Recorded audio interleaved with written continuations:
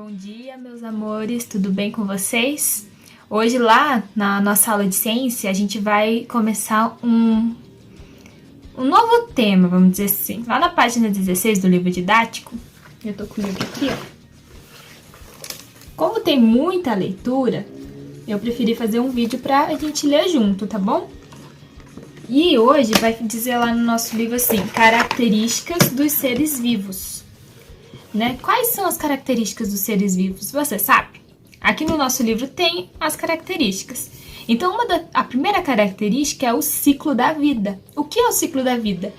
É nascer, crescer, viver, envelhecer e morrer. Então, esse é o ciclo da vida.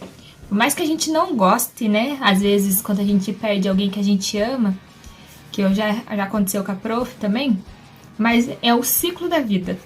Acontecer com todo mundo. Acontece com a planta, acontece com os animais, acontece com qualquer ser vivo. Então, para ser um ser vivo, precisa ter essa característica.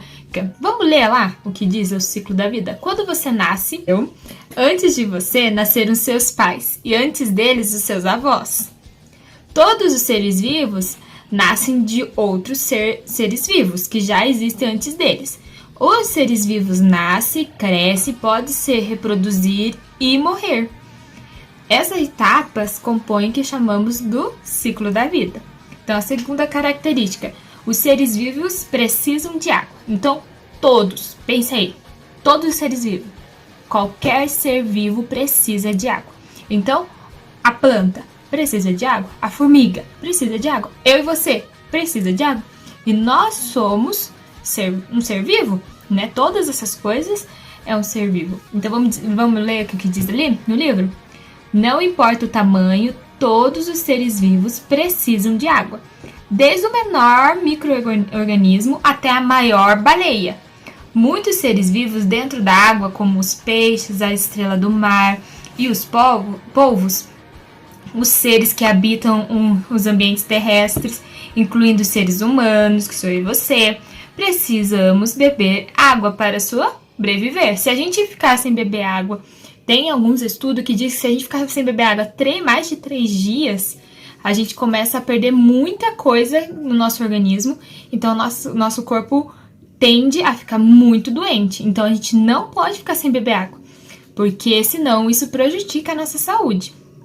Então, em desertos e região muito seca, há seres vivos que podem sobreviver com pouca água e também aqueles que armazenam água.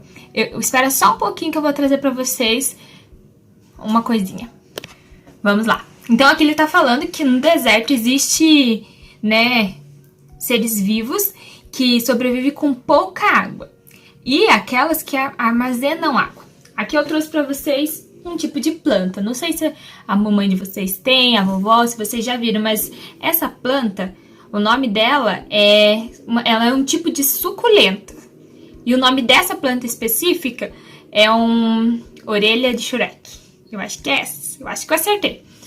Mas essa planta, ela como que ele diz ali? Armazena água. Ela armazena água. Então a gente não vai fazer isso com ela, mas dentro dela, se a gente tirar essa plantinha aqui, você vai ver que ela é toda cheia de água. Porque ela armazena água, porque ela é um tipo de planta de lugares que tem pouca água. Então, ela precisa armazenar água para ela sobreviver. Outra planta que a Prof. Cami tem aqui, se vocês já viram, essa aqui é do tipo, ela tá dentro, né, dos cactos. Existe cactos grandes, existe cactos pequenos. E essa aqui é um tipo de cacto. Ela também sobrevive com pouca água, porque aonde ela, vamos dizer assim, a origem dela é no deserto. Então, ela tem que reter água dentro dela. Então, no deserto, isso é uma curiosidade. No deserto, todas as plantas que estão em volta dela, essa planta aqui, ela vamos dizer assim, ela dá um pouquinho da água dela para essas plantas.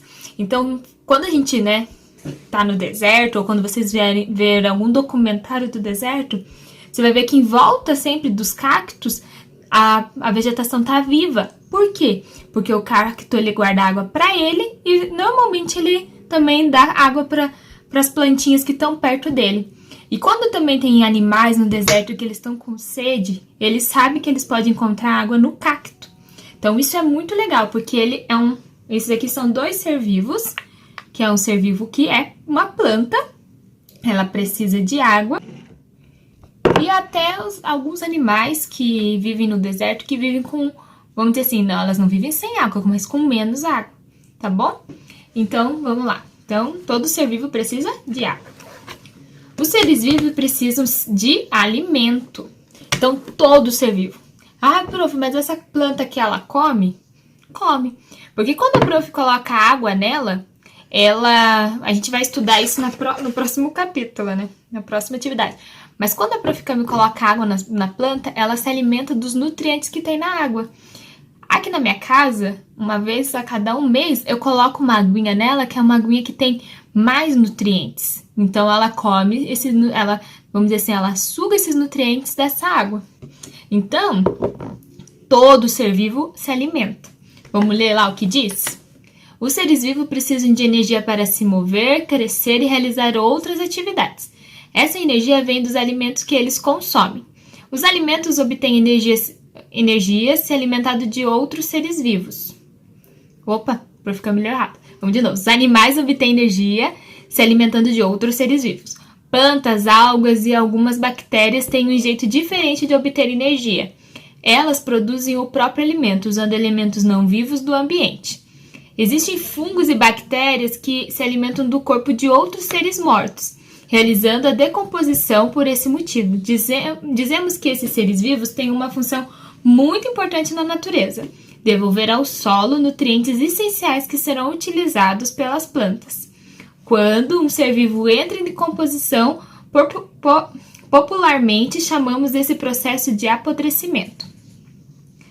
E daí a gente vai ter atividade para a gente realizar, tá bom? Então a gente fez a leitura e viu que a gente leu ali que as plantas, elas se alimentam dos nutrientes.